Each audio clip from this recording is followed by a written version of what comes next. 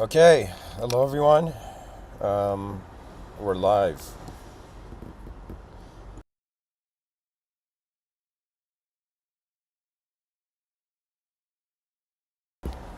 So, welcome to another coffee shop Wi-Fi episode.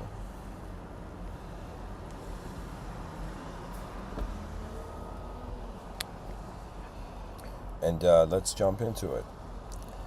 So, for this episode, something interesting happened.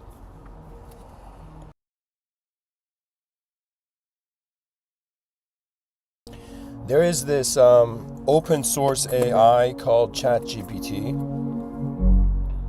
and this website is fascinating, and I feel it is one of the most important.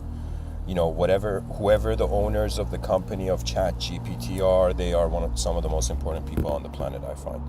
So, anyways, it's this open source AI. You can ask questions, and the AI responds to you. So, I thought of asking this AI the question of what are the most complex ideas on the planet. I was just curious to know, and people should know this about ChatGPT. It's a sort of I asked AI like, does your information update? And the AI told me that it's cut off since 2021. So all the answers this AI is coming up with is limited to 2021. So there's that. But it also learns.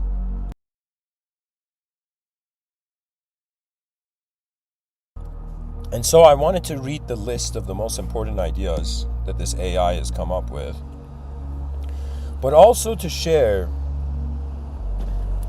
what I find are some important ideas as well. And in the subtitle, I've written an intellectual mysterium. And mysterium means the mystery, right? So I am that human being like, great job, human species, for uncovering or discovering and creating unique forms of knowledge to articulate your reality. But the mystery of, in some sense, they call it Mysterianism, but it's a sort of school where there are mysteries that our answers are not enough for. You see, that means the beautiful thing about being a mind, it's as if, what are you convinced by?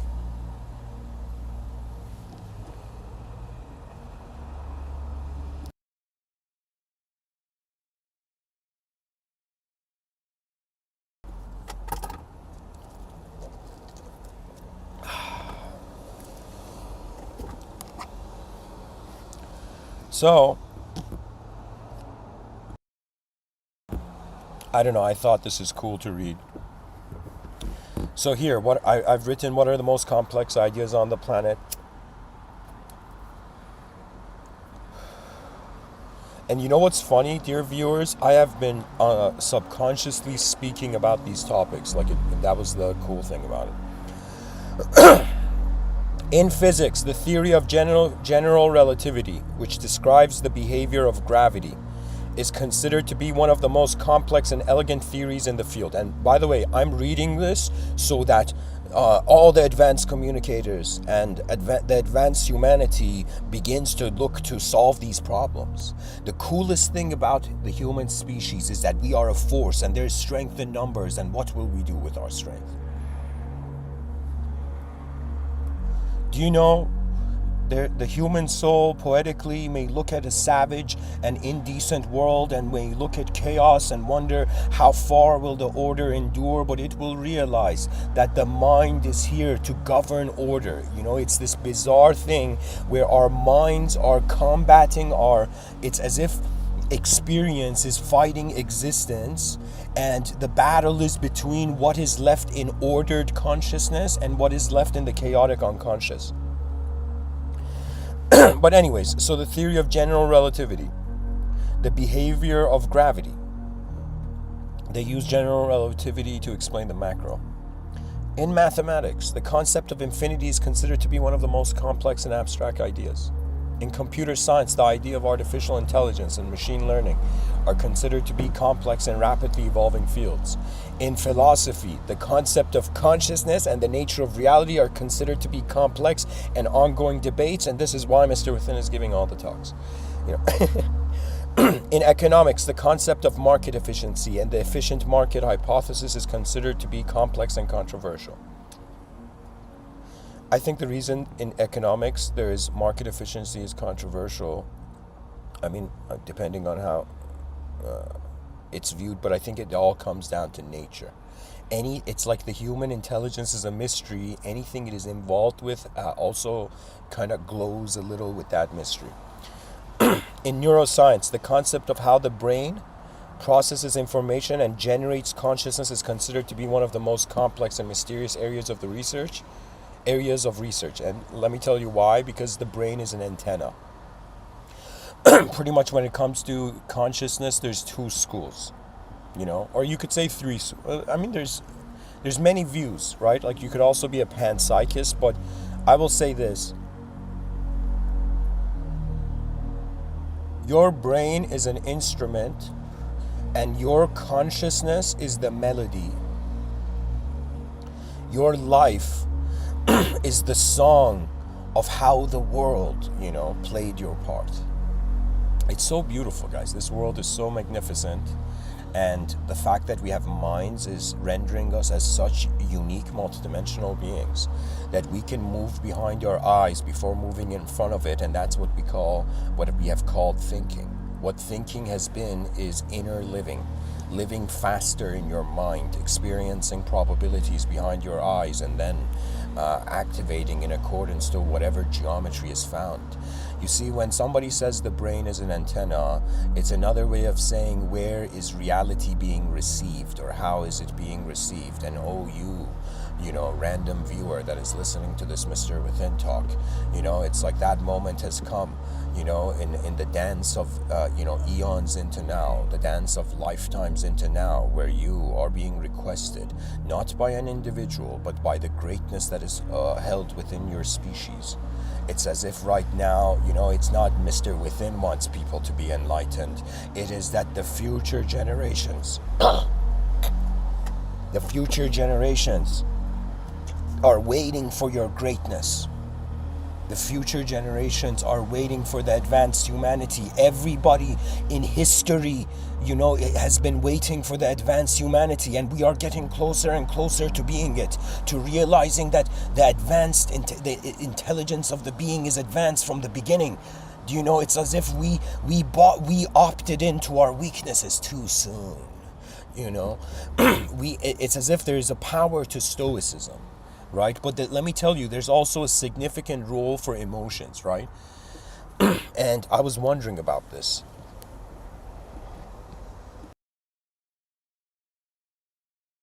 As a human being, regardless of what you look like or what you are or where you are, because consciousness feels new to itself, it gives itself free will, right? It's as if, believe it or not, the free will of the human being, it's not that it's an illusion, neurochemical illusion, but it's just that the free will only comes into existence, comes into view when you ignore the world.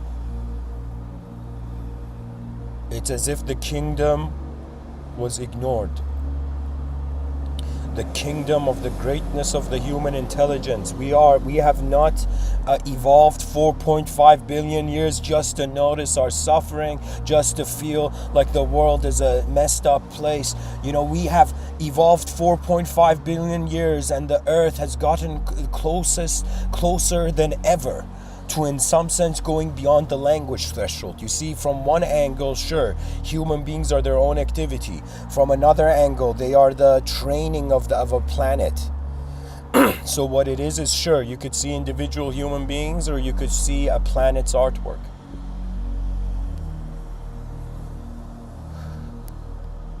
For the longest time, I felt the soul of man was the voice of the hidden earth. But you know what I realized? I realized that the greatest blessing that mankind has had is that it has created the concept of the unknown. The concept of the unknown is the guardian angel of ignorance. The unknown let me tell you what it is. It's as if, imagine you're a known being in a known world, and situations got intense, and it's a sort of all or nothing kind of situation. And last second, when known entities are about to go extinct, unknown invisible hands save the potential of the future from non-existence. You see, the infinite in this realm are defending the temporary from the void. Do you know what it means? It means before this world, before the void consumes you, the lion roars its infinite self. Okay, so what it means is that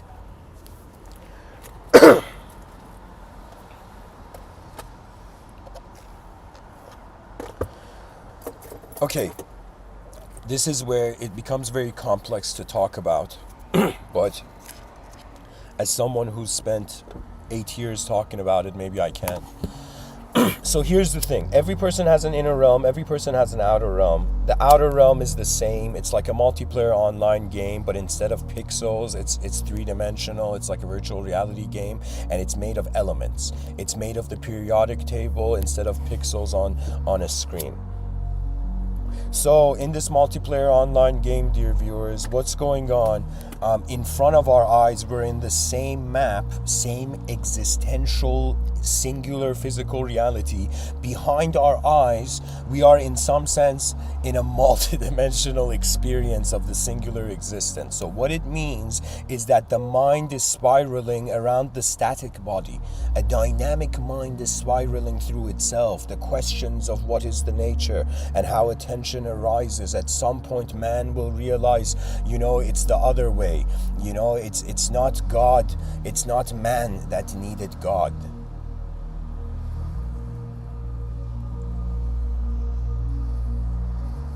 Or I should say it differently. It's not the ego that needs God, because the ego is acting like a god.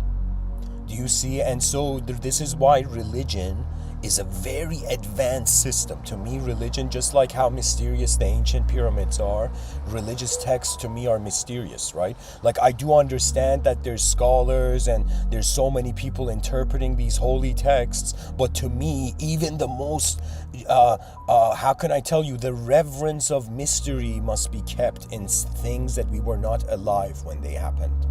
You see? So anyways, what is the if somebody wanted to see a geometrical structure to how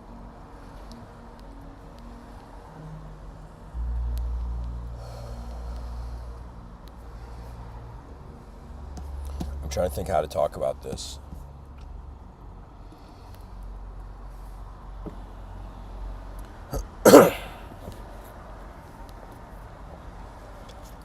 Anyways. What I'm trying to tell the viewers is, I'm going to go back to the multiplayer video game analogy. Now, check this out. This explains the concept of the soul. Who knew video games could explain the soul? But I'm going to tell you what the soul is. Imagine you're playing this online, multiplayer online game, and I'll people can look down on me, look up, whatever, your eyes belong to your own vision. But there was this game I used to play called League of Legends, and it was a multiplayer online game, and it had this global, it had this ranking system in it. Okay?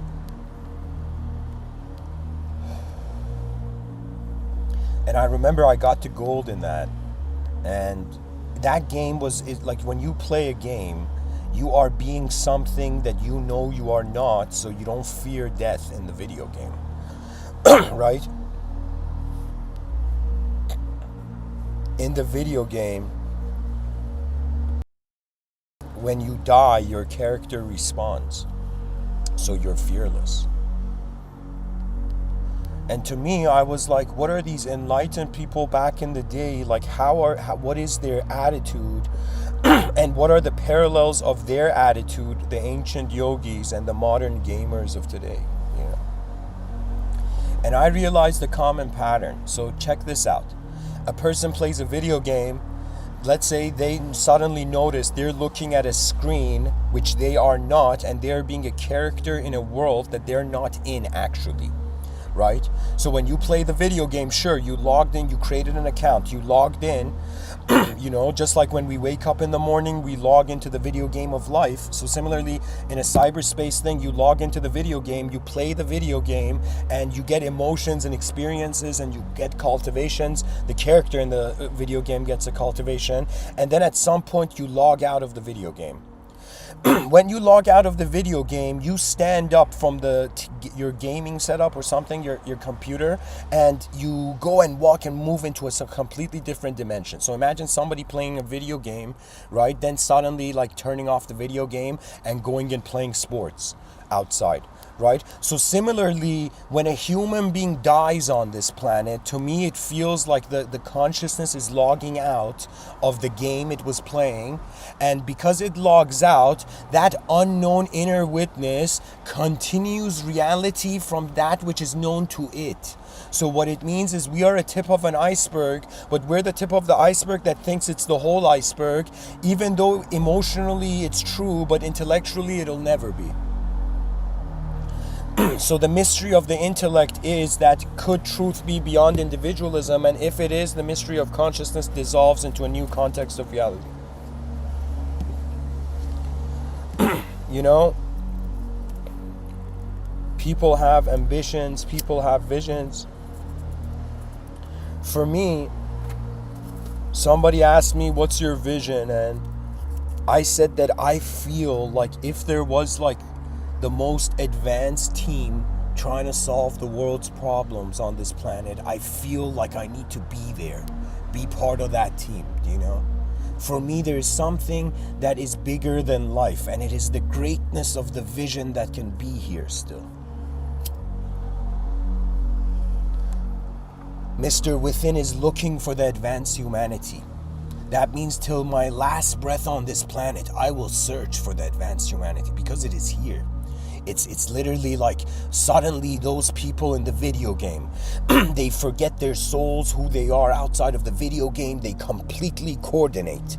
They completely strategize. And then a team. So in that game, I would play the online multiplayer game, League of Legends. It would be 5 versus 5, and you would have a strategy, and it was all about a game of alertness and attention and measurement of value in each second of the game. So that's what I want to see. I want to see 8 billion human beings roar like lions that were never sheep. There is no, even though I'm reading the most complex ideas, right? I read it like a bunch of them. The list is bigger. And you know, there was a time where I asked myself, you know, based on the type of being I am, what kind of beings would I consider to be my friends? You know, in human psychology, anytime there's inefficient external karma, the human being has enough decency to want to wonder about, okay, what strategy am I implementing? Or, excuse me, what tactics for what kind of strategy am I implementing? Do you know? What tactics am I implementing and for what kind of strategy, right? So the cool thing about the human mind is that you are not enslaved to one strategy. Your brain can generate multiple strategies. And I do understand that there is an allure of the soul. All those people in the New Age community that can't wait to talk to angels or activate their third eye. Let me tell you, that true spiritualism is ahead of its time. The New Age community is probably like 600, 700 years behaviorally acting too soon for its time. And if somebody says what needs to happen before that time, it would be as if there are levels of the body this video game character needs to complete, then there's levels of mind, then there's levels of poetically spirit. But those spirit levels are being attempted to be solved too soon before the levels of the mind, and so there is a huge karma on this planet for the activation of the human mind. That means it doesn't matter how enlightened you are, it doesn't matter how much oneness has become your eye, eyes, you will realize that the human being is here to perform. And there is a physical performance and there's an experiential performance. And once you actually experientially perform, you will be pushed into an unknown state, and you might be afraid of the self, others, and world, but you will realize you cannot be afraid of how the world will inevitably go forth. That is the power of the physical realm that surpasses all kinds of magic and ideological deception. It's as if the world will change you even if you don't want to change. That is the greatness of the cosmos. We are changing beings. We cannot hate each other. Every day we wake up, it's a new self and attaching itself to a new belief. But beyond the eyes that language creates for us, what do we really see?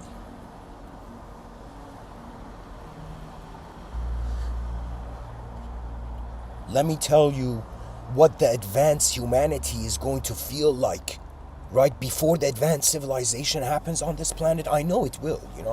I'm just one of the first pioneering, early morning, birds.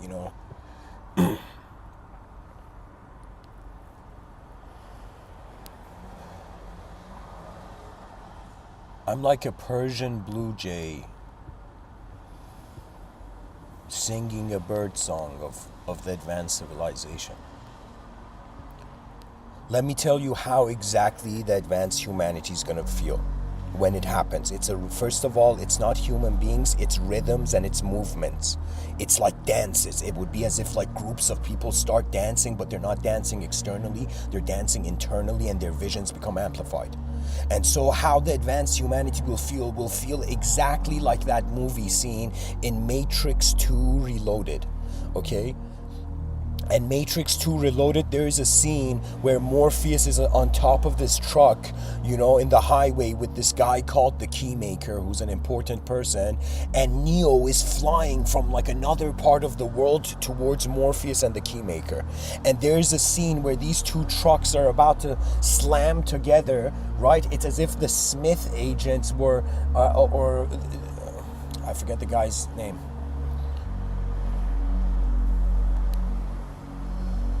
So what happens is last second, before hope is lost, before the humanity that is a sheep gets slaughtered, right, poetically, it's as if suddenly that scene where Neo grabs Morpheus and the Keymaker at the same time and pulls them and lifts them out of that reality simulation.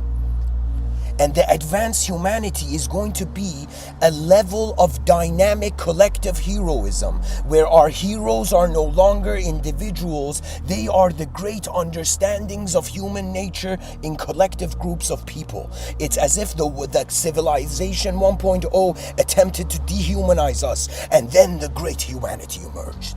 It's like the lion's roar was heard. That's the advanced humanity. It's like an explosion in the hearts of mankind. And it would be that moment where when mankind realizes the greatness the future deserves and the capability of the mind to envision that greatness, on the other side, all those hilarious extraterrestrials we want to contact on the surface are already in our fields of being.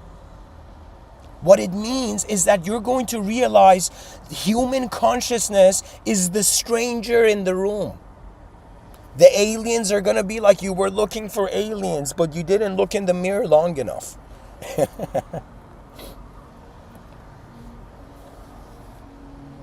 Because consciousness is not physical, dear viewers. There is such a thing as non-physical being. Right now as I'm speaking, I'll give you an example, right? So imagine there's an ant, right, moving in a library, right, at a library table where a bunch of people are studying. And bunch of those, everybody begins to look at, what do you call it?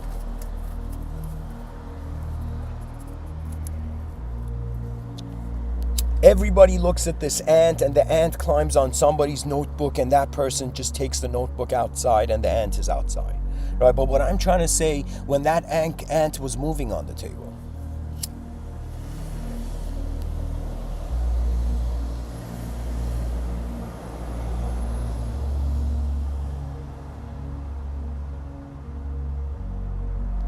That ant was in the attention of greater beings.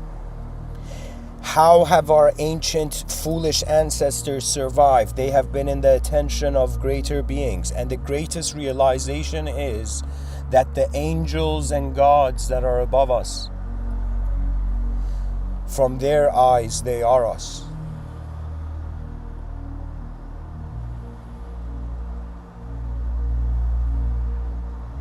When you can be fearless, when you can love your future more than the past ever could or the present tried, when you realize the unborn will be carrying the flags of victory. O future humanity, everybody has been indirectly living for you.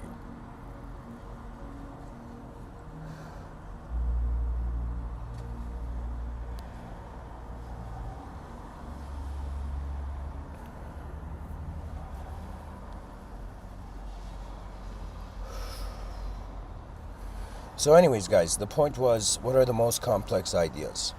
And the most complex ideas are mysteries about how the idea is even there, right? For me, I was thinking like, okay, based on the dimensions I see to myself, I see dimensions of purpose. And based on the dimensions of purpose I see beyond me, is truth just 100-year movie of my lifespan, or is it something more?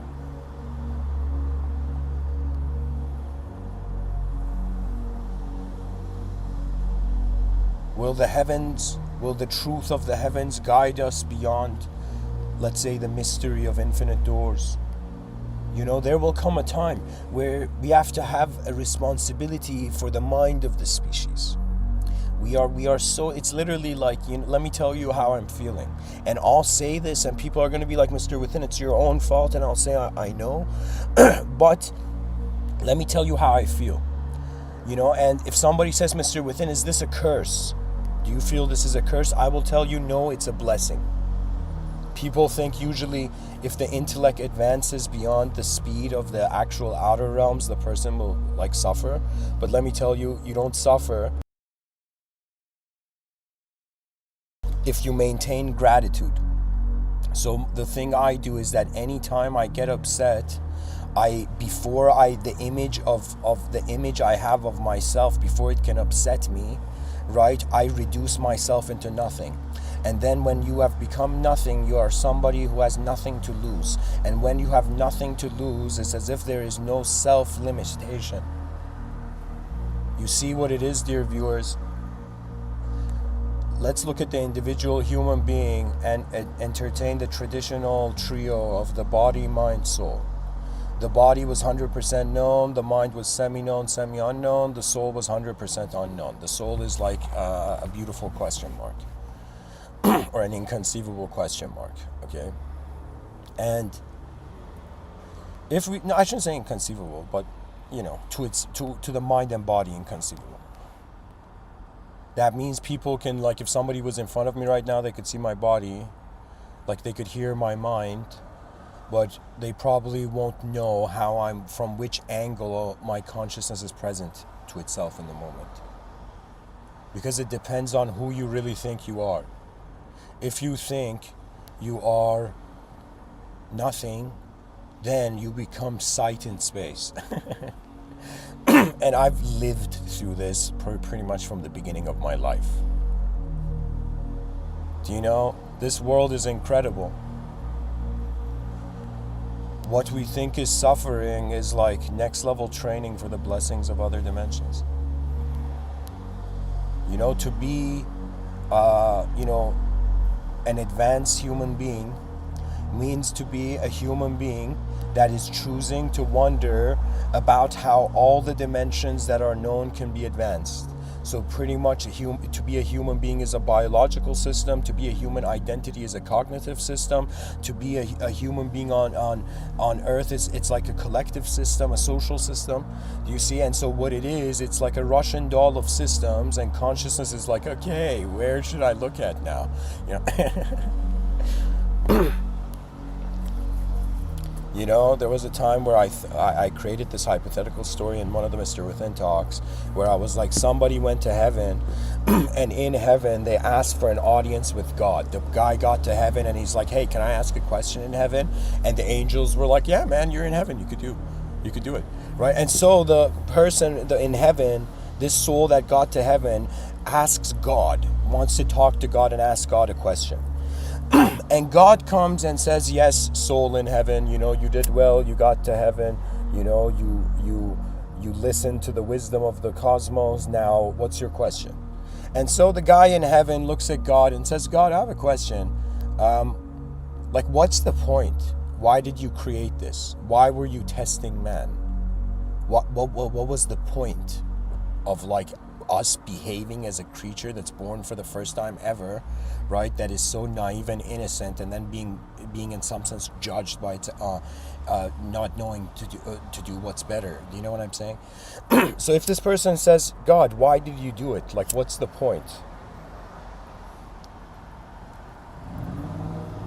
Or imagine the guy says, God, everything was heaven first, and then you created earth. So if you created earth in heaven, does that mean we've been in heaven? Earth is in heaven? And imagine God says, you know, you ask too many questions, man.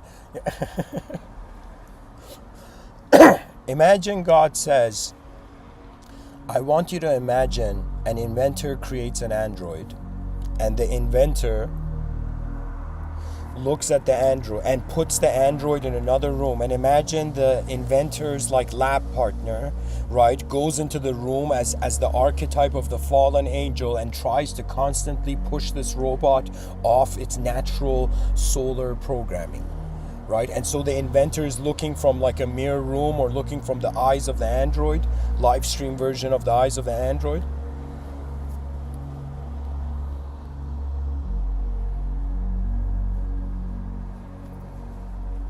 And so the android is realizing, not only, imagine the android is super smart, right? And the android realizes, okay, there's a programming, I just have to trust what I am, I have to trust my decency, my simplest state of being.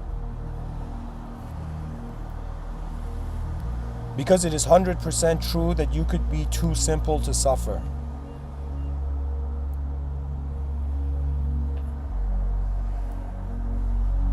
So the android, imagine the android, instead of like trusting its own code, instead of trusting its design, instead of realizing it is the creation of the greatest presence in the realm. Do you see? That means from a religious standpoint, to hurt a human being is to hurt a creation of God. It is the ultimate sin. Let me tell you why. Because it's like, do you see what I'm saying? Religions, I have been, I'll give an episode on religion probably tomorrow.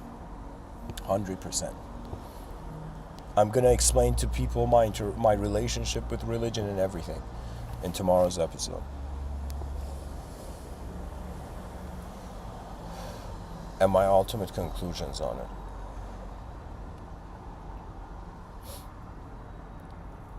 But what I'm trying to say is, imagine the android trusts itself, and what ends up happening is that the inventor at the end comes and hugs the android and says, you trusted yourself, good job, you achieved contentment of what you were or what you are. So what I'm trying to tell your viewers is that in that hypothetical example, the metaphor, the point of what I'm trying to say is that if you entertain the cosmological argument and you wonder about who pushed the first domino of design in reality, you'll begin to see you can attribute it to a personality, you can give it intelligence and have the concept of God emerge, or some sort of universal organism, or you can have, keep it in some sense inanimate. The mind has an incredible ability to level the fields of its perception. The most complex ideas, and I'll tell you what one of them that I read is consciousness. Here, the list is bigger. I'll just read it. In biology, the theory of evolution and the mechanisms of genetic inheritance are considered to be complex and foundational concepts. In quantum mechanics, the principles of superposition and entanglement are considered to be complex and counterintuitive. It's another way of saying weird stuff's happening. Stuff that surpasses what our normality accepts. In medicine, the human immune system and its mechanisms of disease resistance are considered to be complex and not fully understood. Yeah, I have a view that people are going to think this is madness what I'm saying, but I feel that all the cells in the body are alive. They don't have personalities, but they're alive and they're conscious agents. And a person can communicate their body back to health. So there's this like ancient method of healing where the person didn't know how to heal, didn't know what to do, and in some sense just asked the body.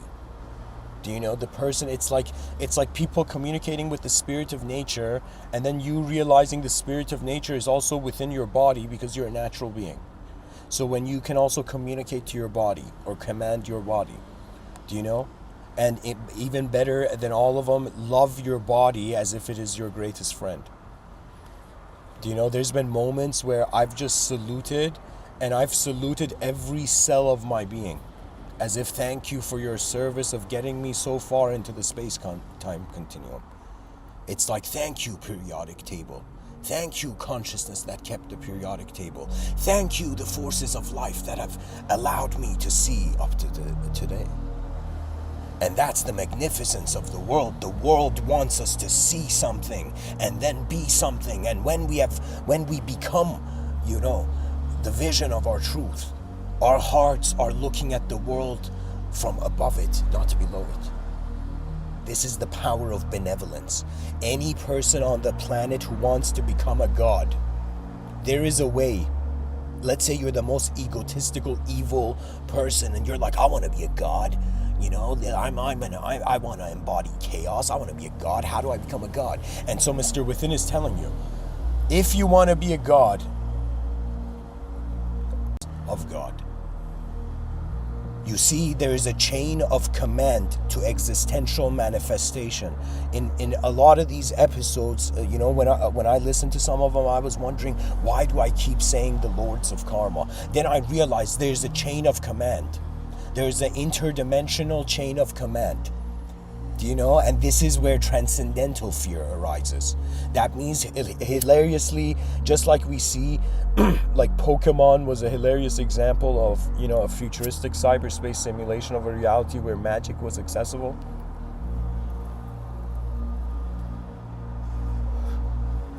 That means, imagine, I'll give you an example. Imagine there are two beings. Let's not make them human. Let's say there's these two beings on another planet of another civilization, similar to Earth, right? Instead of humans, let's call them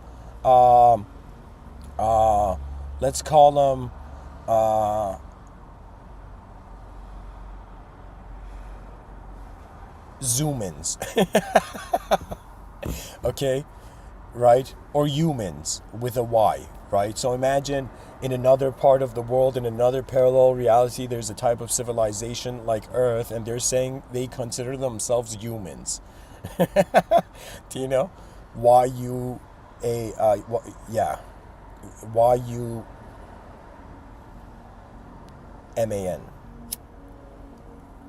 So anyways, imagine these beings, there's these, okay, let's say there's individual A, individual B, and individual B comes up to individual A and conjures up an army of chaos behind itself.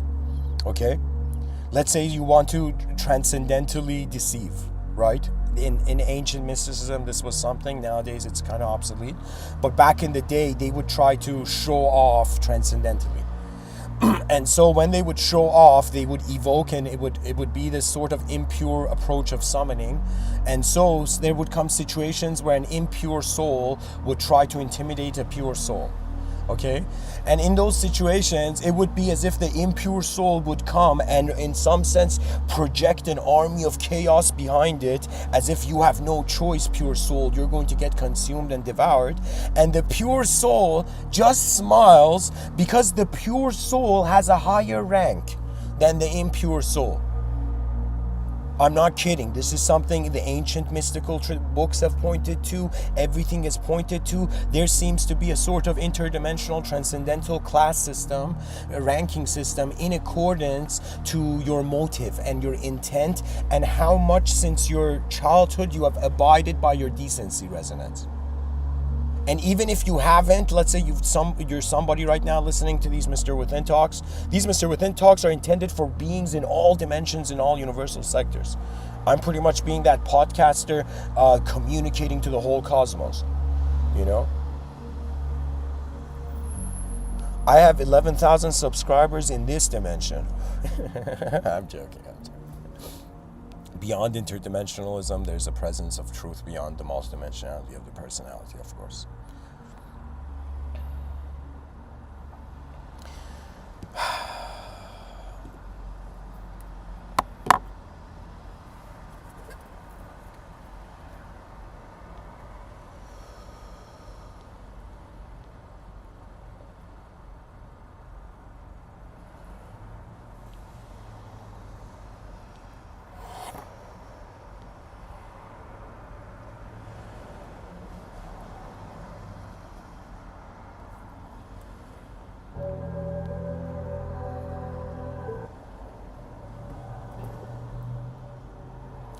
I'm gonna keep reading the list.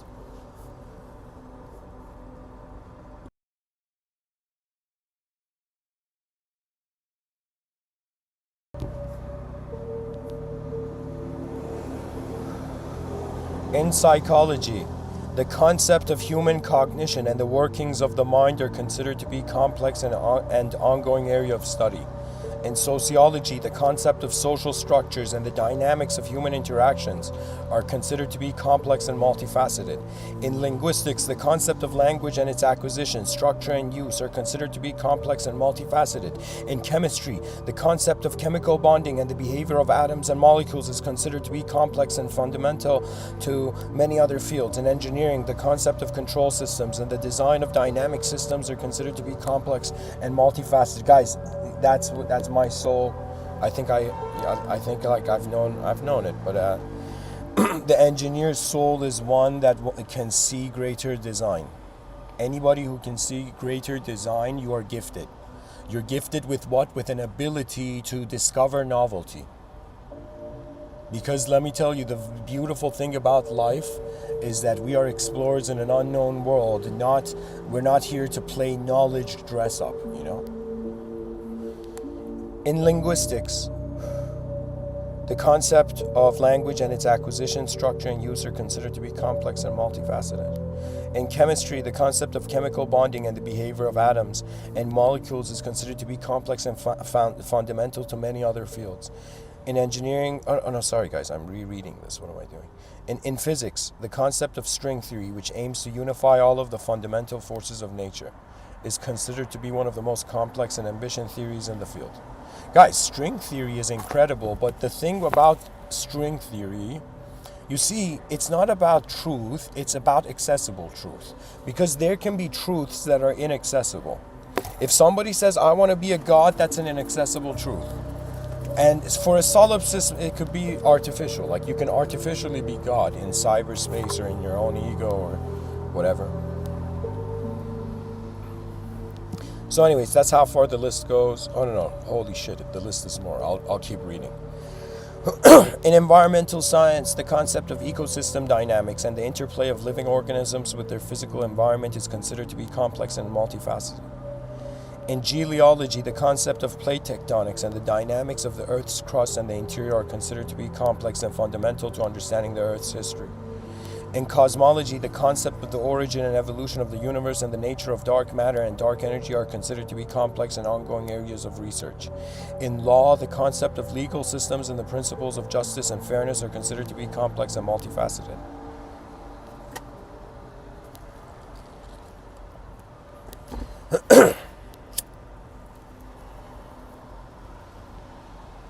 In anthropology, oh no, sorry, in geology, the concept of plate tectonics and the dynamic of the Earth's crust and interior are considered to be complex and fundamental to understanding the Earth's history. In cosmology, the concept of the origin and evolution of the universe and the nature of dark matter and dark energy are considered to be complex and ongoing areas of research. In law, the concept of legal systems and the principles of justice and fairness are considered to be complex and multifaceted. In anthropology, the concept of cultural diversity and the study of human societies and cultures are considered to be complex and multifaceted. In finance, the concept of risk management and the behavior of financial markets are considered to be complex and multifaceted. In education, the concept of learning and the design of effective educational systems are considered to be complex and multifaceted. In architecture, the concept of design and the use of space is considered to be complex and multifaceted. In art, the concept of beauty and the meaning of art are considered to be complex and multifaceted. In music, the concept of melody and harmony are the structure of music, and the structure of music are considered to be complex and multifaceted.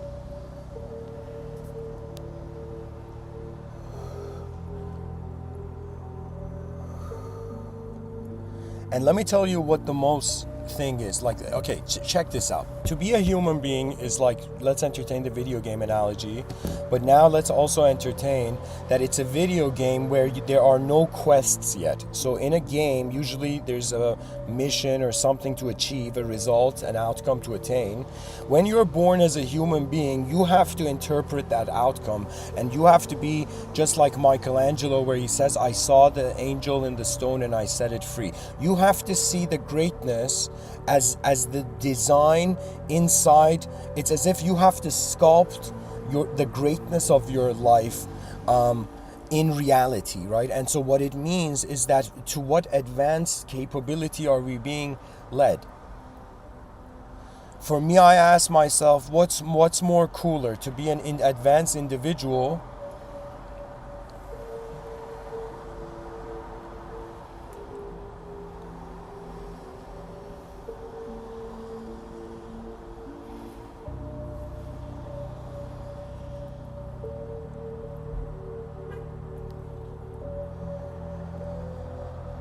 or to be in a species where 8 billion advanced beings are present. Like, to me, that feeling of being in a world with 8 billion advanced beings is so much more incredible than me just feeling advanced in a world that's inefficiently destroying itself. Like, that's so stupid, you know?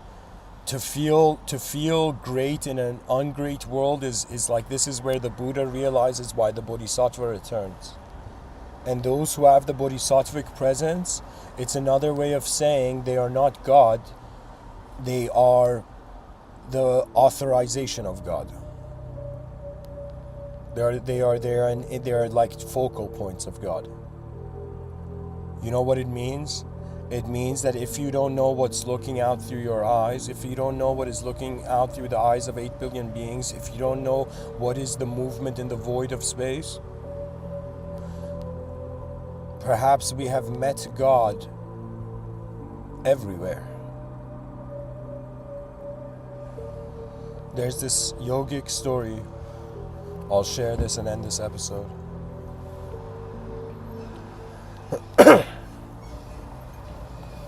And you know, guys, I think I've used this wallpaper before. Just in case I'm gonna find another wallpaper.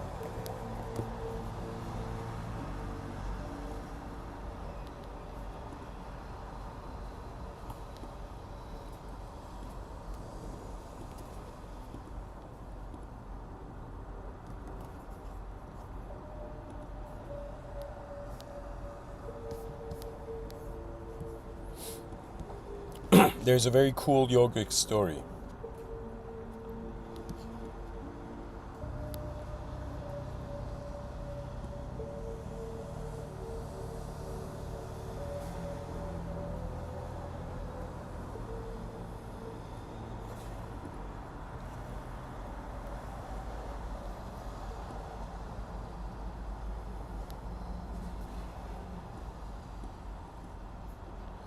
So what happens is there's this temple of this enlightened guy in India, and this guy who's like this very serious like businessman or something, who's decided to like discover God and realize God, he comes and he storms into the temple, and he comes up to the enlightened guy, and he says, if you're enlightened, enlighten me right now, give me a mantra, and so I can become enlightened.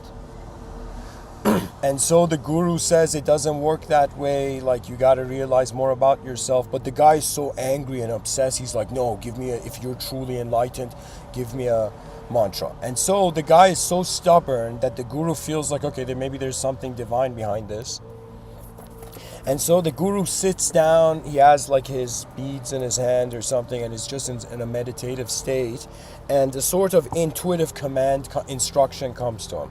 And he gets up and he tells the guy, all right, go and say this sacred mantra, this like holy name of God or whatnot. So this guy goes in a room in the ashram, sits in a room and starts saying the name. Sorry about that.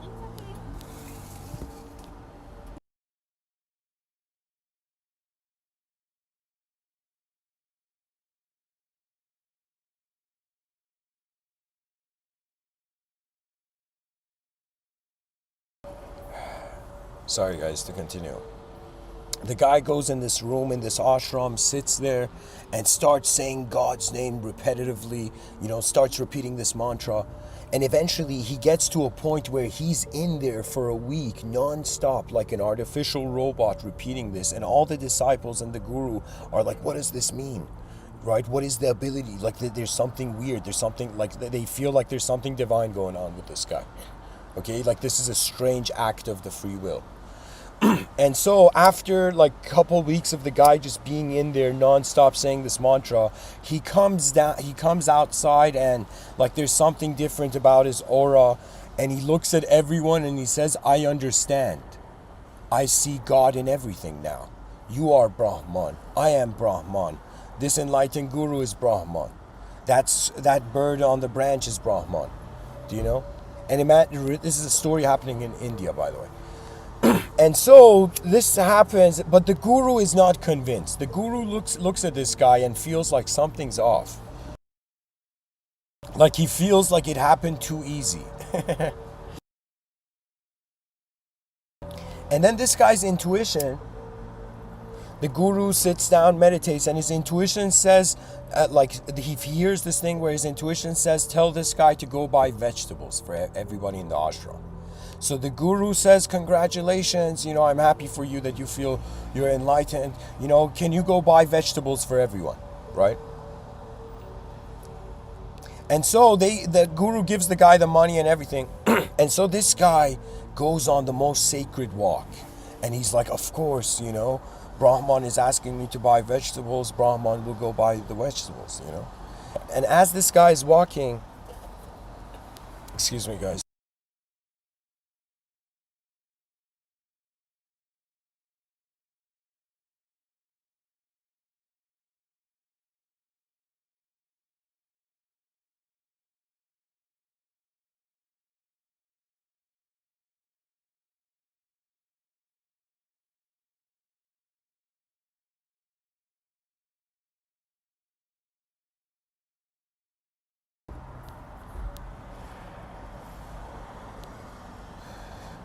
This guy, as he's walking, he looks at everything and feels like he sees the presence of God.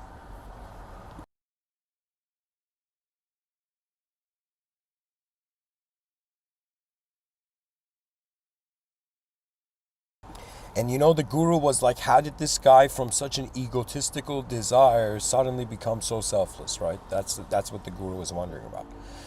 So as this guy is walking, like a bird passes over him, he sees Brahman, everything is like God. The whole moment, it's as if everyone's God, everything's God. And so as he's walking to the market, suddenly the people in the market, there's a frenzy.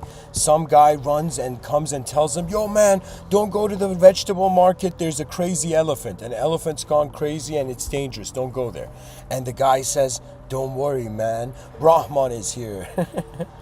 And he says, I'm Brahman, the elephant is Brahman, nothing to fear. God is not something to fear.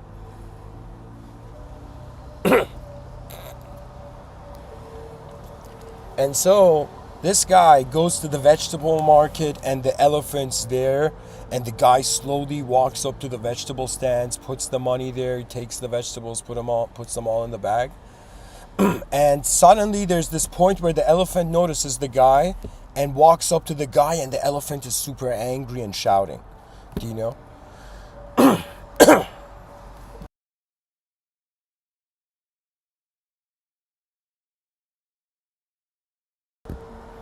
And this guy, he just looks at the elephant fearless, and he keeps repeating the mantra and walking close to the elephant, and in his mind he's like, I'm gonna touch the elephant and the elephant's gonna calm down, you know. And so he goes close to the elephant, and the elephant's staring at him, and he says, Brahman, I'm here, Brahman is here. He's like, that mentality. The elephant suddenly grabs him and throws him, right? And his limbs, like he breaks a limb, and at the same time he's like super angry, and suddenly his ego returns, right? And suddenly there's a person there that notices him and comes and saves him, and he goes to the hospital. And that night the ashram had no vegetables, you know.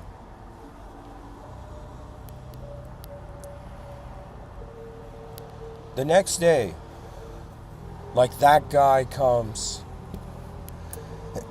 you know, and there's a cast, you know, on his foot, and he comes to the guru and he says, you're not enlightened, the mantra you said didn't work.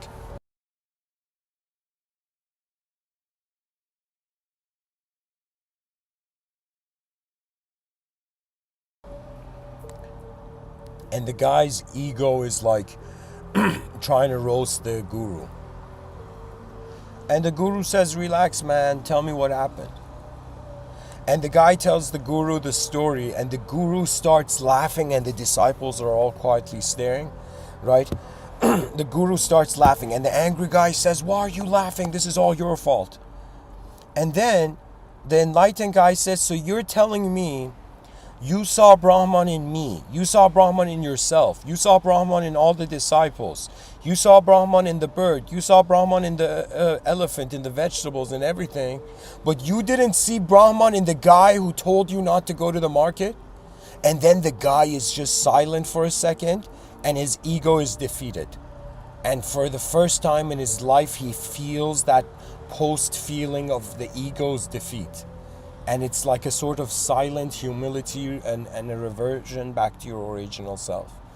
And then the guy, like, he's quiet, you know, and then he suddenly apologizes and starts laughing too, right? And his state restores, his decency restores, right? His artificial chase for power is replaced with the decency of learning to walk with life, and then once you're worthy, the power is there automatically. You know, from one view, everything that happens, there's this ancient saying where they say there are no accidents. That means if I, for example, die tomorrow, I would be like, okay, the universe thought that was necessary. The universe thought that, okay, the absence of this force, right? But if I live on, right, and then that's the universe being like, no, I there's work to do. It's like, where do you think it's that you could just, you know, the advanced civilization is the greatest effort of the human species, and it is the most brilliant and the greatest idea on earth. You know, and people would be like, Mr. Within, isn't God the greatest idea on earth? And I would be like, how God is not an idea. Look at review your religious views again. God is not an idea. If you worship God as an idea, think of it this way. There was object worship and there's subject worship, and both of them are undivine acts. But in some sense, a person, like here's the difference. Imagine a person, religious person, going to pray, and the person prays like a robot without understanding what they're saying. And then there's a person who they step on the religious mat, and for a second they forget who they are, and this sense of fear strikes their heart as if they are in the presence of the inconceivable original force of reality. And that presence is so inconceivably beyond that the ego has tears of of tears of joy through the recognition of its own incompleteness. You see, life is like a dynamic thing. It's a verb. It's not a noun. People are looking for truths like nouns, and then they're like, "Yo, why was I deceived?" Because it's a dynamic thing. We're here not to just have a snapshot on ourselves.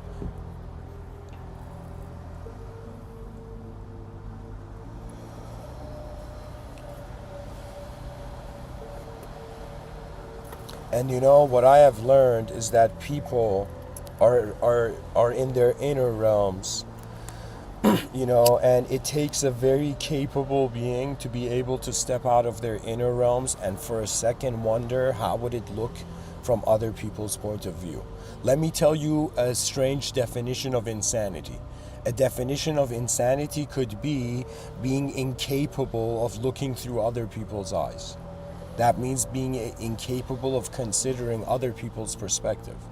Do you know? For me, I don't know. I think it's just the nature of these Mr. Within talks where I'm pointing to like a greater future vision poetically. And so the Mr. Within archetype is really, dear viewers, it's a mirror. I am not like one of those old school gurus. I don't even believe in the idea of guru like that. All I see is that for me, I'm just this person who wants to build an advanced civilization, and I'm looking for a team of, I'm trying to get the whole species to help me build an advanced civilization, right? These Mr. Within talks are me trying to plant the seeds. I'm pretty much trying to create a backup system before the great performance. And let me tell you something bizarre. So, I am someone who, I've noticed about myself, very rarely people have seen my real self. Do you know? That means my real self is how I am to myself. And how I am to myself, dear viewers, is I am my whole moment of being. Ever since 2014 and 15, when I realized this, I have been living as a presence on this earth, not a personality.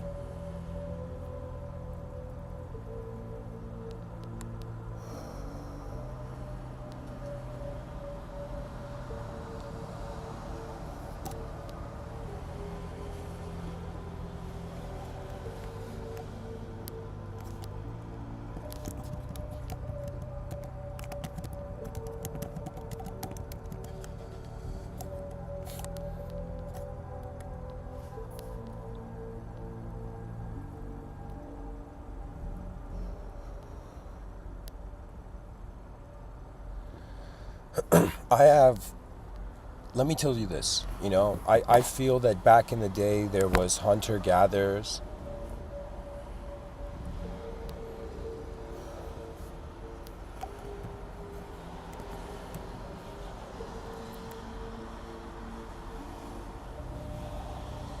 And in hunter-gatherer tribes, just think about it, guys. Men would wake up and they would be like, man, I gotta kill an animal today.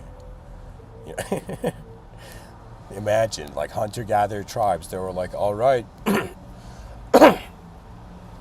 use the previous food to have enough energy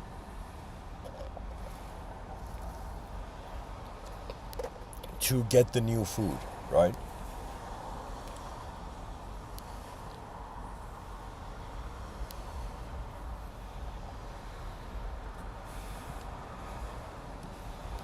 So I guess what I'm trying to say is that men would wake up, they would grab a spear, and they would, in some sense, go outside into the forest, and they would pinpoint, they would select something, they would find a target, and they would go into modes of stealth and hunter modalities and try to capture that point. So what it is the mind of man the mind of men is in some sense really focused in selecting a target and then going after it, right? Like we're evolutionary designed to be hunters, but now we're living in a civilized world and we're not hunting like physical animals, right? We are hunting or we are trying to achieve great advanced efforts on this rock in the middle of nowhere, right? So at some point, every human being has to be like, I'm on a rock in the middle of nowhere. Who is telling me the story that is going to be the context I accept the world through?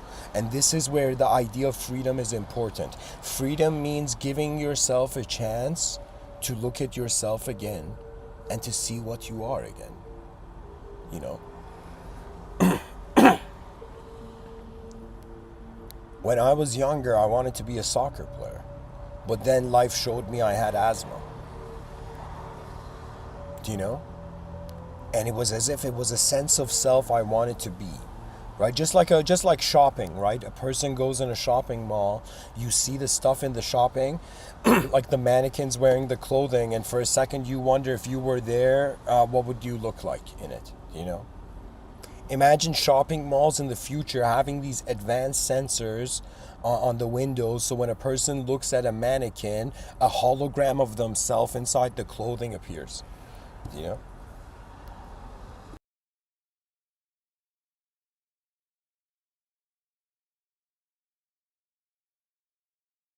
So anybody who walks past the window can see their hologram self wearing the clothing. So what I'm saying is that you see the vision and you go after it, right? Now, what I've realized is that something that was really part of the spirit of humanity, which now seems to be having lessened, was this sense of collective purpose, right? And now the bizarre thing is, if you ask 8 billion human beings, like, what do you think's going to happen in like the infinite future, they're going to be like, we're just going to go extinct, and it's going to be that, and the universe is going to overheat, you know. But let me tell you what it is. We have to have this view that we are a multidimensional being. There's an inner life and an outer life, therefore meaning that there's inner extinction and outer extinction. And so inner extinction is when we stop being a natural human being. Outer extinction is when the biological natural human being stops existing. Do you know? like imagine a meteor hits the earth. That's outer extinction, right? Inner extinction would be if we all become artificial robots, like behaviorally. You know, or if we clone everybody's ideological system as the same systems. Because I thought, like, what are ideological systems doing? Like, what are religions doing? They're trying to clone everybody, right? And it's not, I'm not saying the concept inside religion is wrong. You see, I'm not criticizing on the divine aspect of religion. I'm criticizing the humanized interrelationships, social relationships with religion.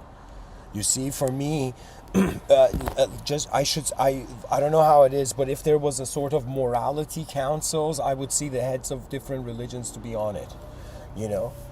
But for me, what it is, it's an ideological system. So pretty much the human being's like, okay, do I want to move myself or do I want something else to move me, right? If you opt into an ideological system, you want something else to move you.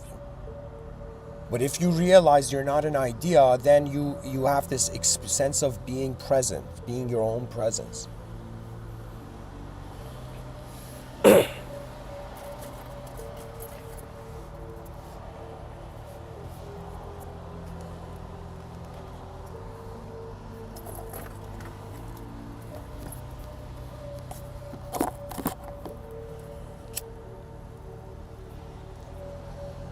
What I'm trying to do is get the human species to wonder about how advanced its future can be. When you wonder about the most advanced state of being, that's like truth. Truth is the most advanced idea, right? In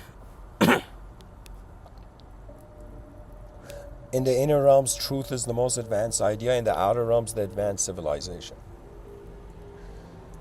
And Civilization 2.0 is Mr. Within strategy for an advanced civilization. So anybody who becomes a member of this channel, or you just stick around and kind of like become part of the team, the idea is coordination of ability. The more I become conscious that the mind is capable, the more I realize consciousness is here to manage perception. And so perception is based on the context, and if the context is a hierarchy. For me, I designed a system where, for me, the world, there's 4 ways to exist. There's 4 modes of reality. So for me, I call it 0, 1 to infinity, the ring of the absent heaven.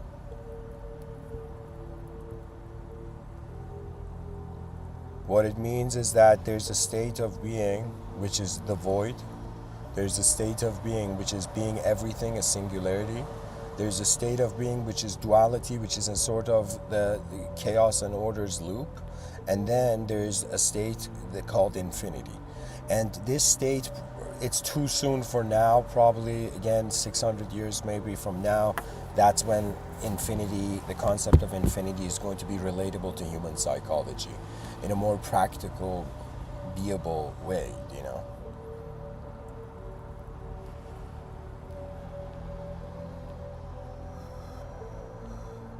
Beable.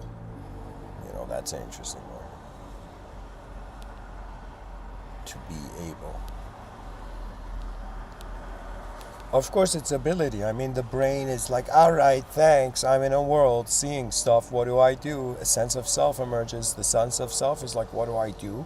And the sense of self, it's, let me tell you what the cool thing about human intelligence is. What imagination is in some sense an ability to fictionally live before we non-fictionally move in the outer realms. So what it is everybody has, imagination is a private art studio. It's your private art studio. Anywhere you are on this planet, you could just close your eyes and you have access to your inner realms. And your inner realms can assist you. Sometimes there was a time where in my own mystical search, I was like, am I a geometrical being? And I closed my eyes, and in my inner realms I totally was.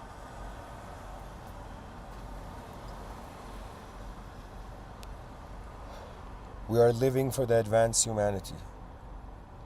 We are living for the greatness of the future. And the idea is very similar to the Olympic torch. All the human beings that are alive now, you live in the most advanced way, and you carry the torch as far as you can. You don't try to be 1 step ahead, 2 step ahead. You try to be as far steps ahead as you can.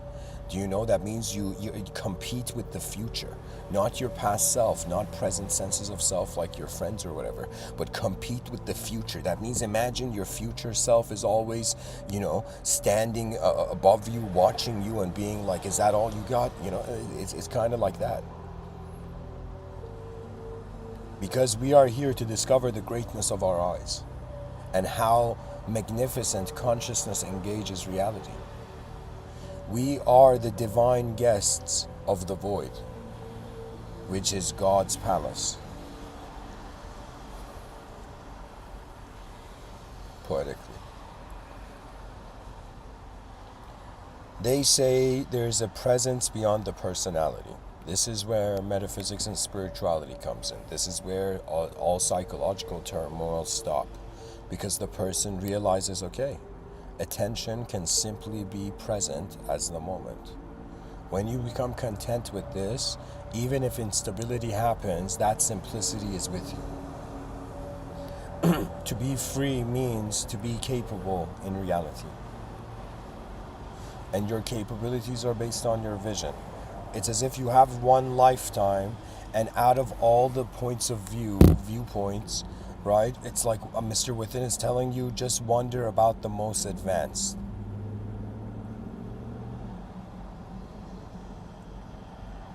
That means you have one lifetime to experience your advanced self. And the most advanced self is not an individual, it is a presence. That's the clue. So honor the presence of not only how you are being the world and the world is being you, but honor the presence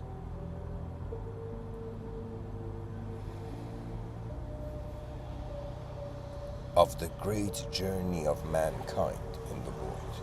And the reason we call it mankind, because if we are not kind and benevolent, we have ignored our own greatness.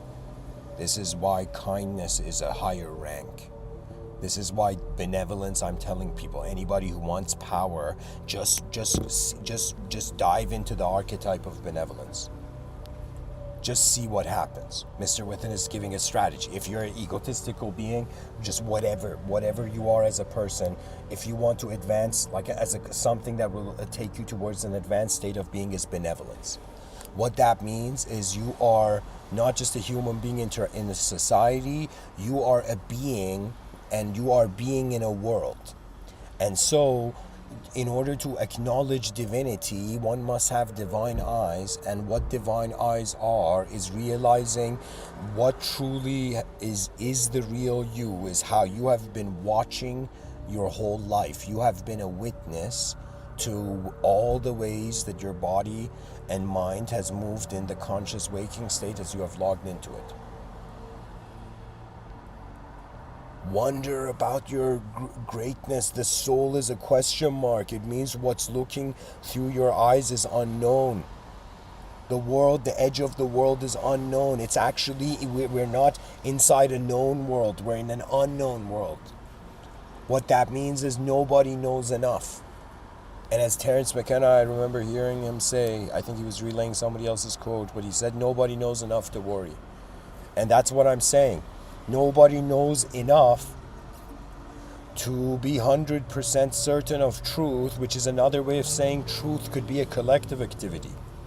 That means, let's say there's lesser truths and there's greater truths. And greater truths are truths for collective beings. And we must not fear our collectivity.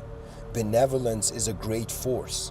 That means if extraterrestrials land and want to invade us and we give them like a cup of chai tea, do you know, with like the most, let's say we show them benevolence, the extraterrestrials are going to be like, these guys are cool. We're not going to invade them. You know, look at how benevolently they're advancing through the chaos of their reality. Honestly, what it is I want to see a civilization so advanced, if extraterrestrials invade, they'll be like, yo, why aren't human beings reacting? And we'll be like, buddy, we're too busy trying to build something beyond your extraterrestrial mind games. It's as if telling the extraterrestrial it's not advanced.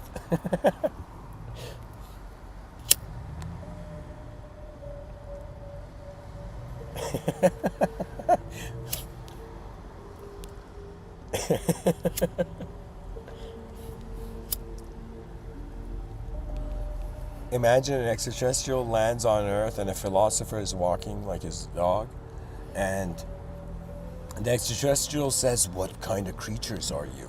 And you know, the philosopher just looks at the extraterrestrial and says, man, if you have to ask, you're not really an advanced alien.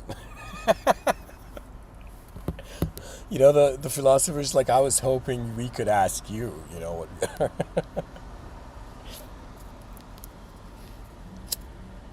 Benevolence is important, and those who are naturally benevolent, life will hilariously just take you to leadership roles. Let me tell you why. As Shakespeare says, some are born great, some achieve greatness, and some have greatness thrust upon them. Any being who's benevolent, the world, the modern world, will suddenly, the logos will thrust the greatness upon you. That means you will suddenly be guided to being the pilot of how something you have understood as a being can emanate for the future generations. The greatness of humanity is we care for our own. We care for the incredible potential of human nature. That means we don't have time to discriminate how we look, because we have a side that the mind is non-physical. There's the story of Bodhidharma, this enlightened patriarch of Buddhism in Japan. And this guy, Bodhidharma, is like meditating, like his face inches away from like a palace wall. And this guy who has this, you know, insomniac problem, like he goes to Buddha and he says, he goes to Bodhidharma and he says, Bodhidharma, enlightened sage, help me.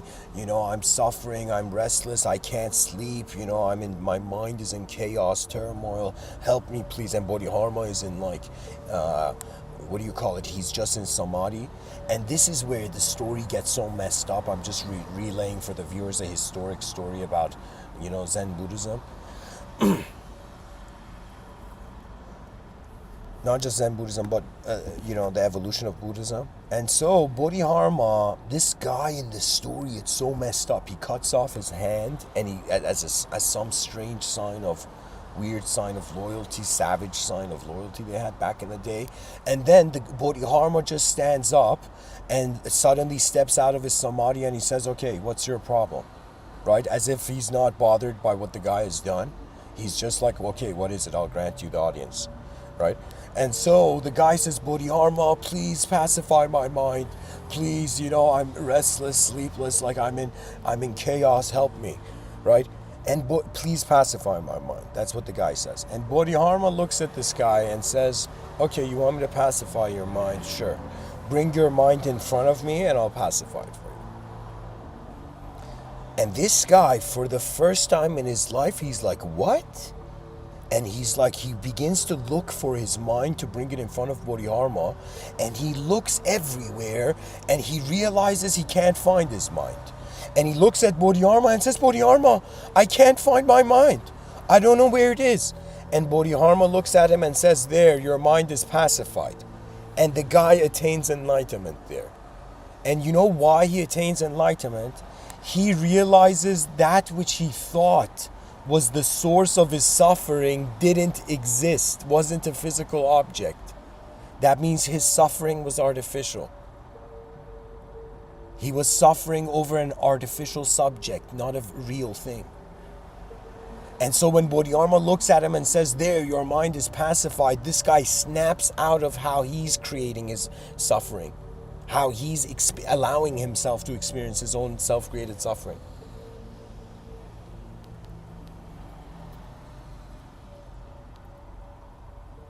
Whoever you are, you have a unique DNA. You have an inner realm that nobody has. In the future, I've envisioned I'm probably gonna have the resources soon. I don't know why, but I think this is the year where the YouTube channel is gonna go to a way larger audience.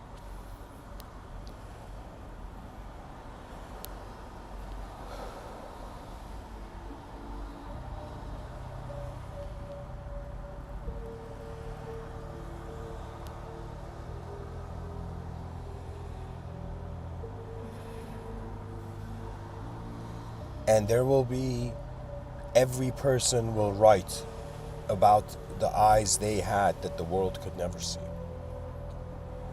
In the future, there's going to be a library where it's just people's names in history. And every person's name, in some sense, brings all the content that person did on the planet. If we can treat human beings as statistics, we can also treat human beings as books, Every person's life is a book to learn, you can read. There was a time years ago where the logos intuitively, there was this intuitive sort of knowing, guidance that arose in me, where it was as if behind every person's eyes there are libraries. And it's up to them if they want to show it, if they want to reveal it. That means if you trust yourself, then your mind actually can work in this reality. But if you distrust anything, then your mind's like, man, I don't know if I could do it, right? So trust means that it's like in your inner realms, you got to see something and it has to be so real for you that when you suddenly open your eyes, your attention has the contextual readjustment.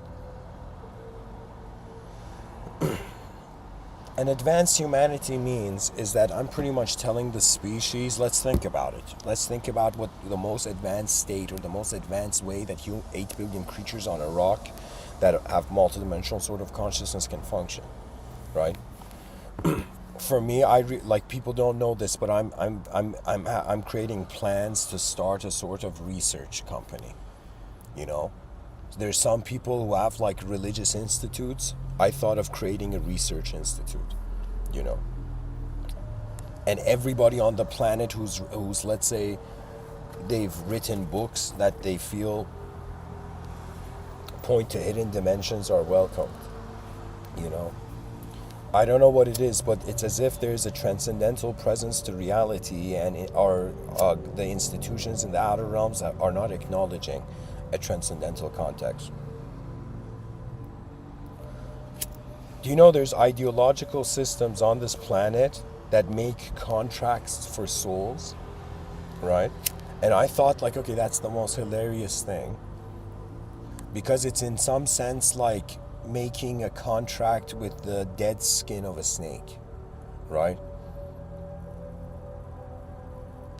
What it is that we are an unknown, attributeless witness of how the body and the mind have generate attribute. What I'm trying to tell the viewers is that you are a beyond ideological entity. You're beyond ideology. So anytime you've seen a good or bad person, that's a context, right?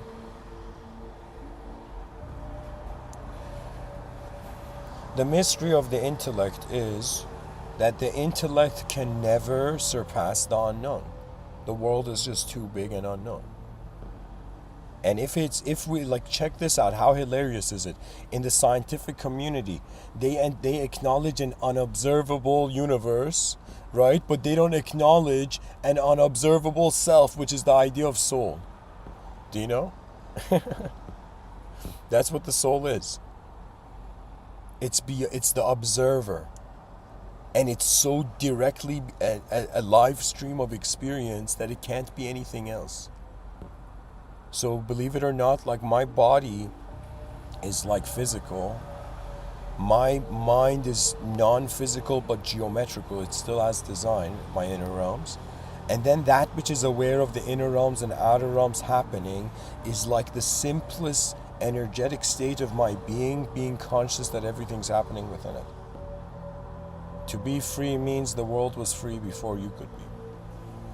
That's the advanced realization. In the Lotus Sutra, they say the Buddha at the end of his life, like before he died, right, he suddenly went into a hysteria, and all his disciples were like, Buddha, why now, when you're about to Mahasamadhi out of this realm, why are you suddenly freaking out? And and when Buddha freaks out, all the disciples freak out, and they say, why are you freaking out? And Buddha says, I have been wrong. And suddenly, like, all the hearts of disciples just pause for a second. And the Buddha says, the world has been enlightened from the beginning. We have all been enlightened from the beginning. And that was Buddha's realization beyond this realm.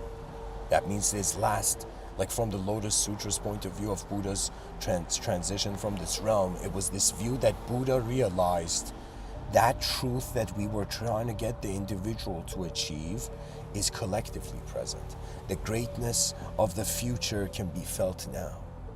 But even though we can't see it, we can in our inner realms see it. But in the outer realms, like, we don't have, like, the future here. We don't have flying cars. But even though we can imagine it, like, every generation of humanity, its imagination was ahead of its time, right? We always play like it's really like this. The human intelligence gets bored with the past, gets bored with the present, and then only the future is left. And then you become a creative person automatically.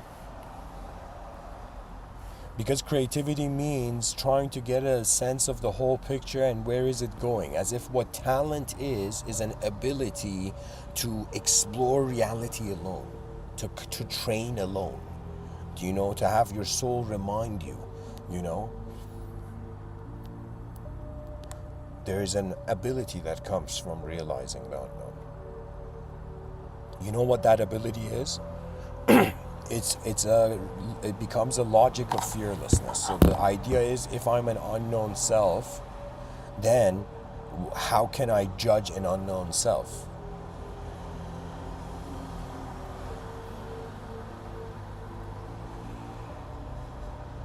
And just like a multiplayer video game, like in the teachings of Sri Ramana Maharshi, he says there's a screen of pure consciousness. So what it means is that you suddenly notice the outer existence and your inner experience is all being in the same screen for that unknown what's looking through your eyes, this unknown force that's looking through your eyes. So when you discover the screen of manifestation, you attain, you instantaneously cultivate selflessness. When you experience a selfless moment, you are giving yourself a chance to appreciate the simple. And when you can appreciate the simple, then you become worthy to appreciate the complex. And when you appreciate the complex actualizes. When the complex actualizes, most likely it's going to contribute to the simplicity of a greater dimension. So the most complex thing a 2D can do will end up being the simplest thing a 3D being can do, for example. Anyways, thank you for listening. I hope this episode was interesting and helpful. Please share, subscribe, comment, and like, and join the membership. And I'm trying to leave people with a question. So, okay, here. Write in the comment section what you think are some of the most complex ideas on the planet. So try to answer the question in the comment section below.